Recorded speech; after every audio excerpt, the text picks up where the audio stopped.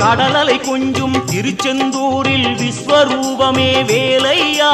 பழமுதி சோலை அறுபடை வீடும் புண்ணிய தரிசனம் முருகையா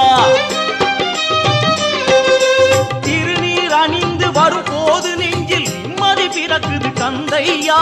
சுகனே சிவனார் மகனே உன்னை பாட பாட சுகமாகுதையா வேல் முருகா அரோகரா அரோகரா வேல் முருகா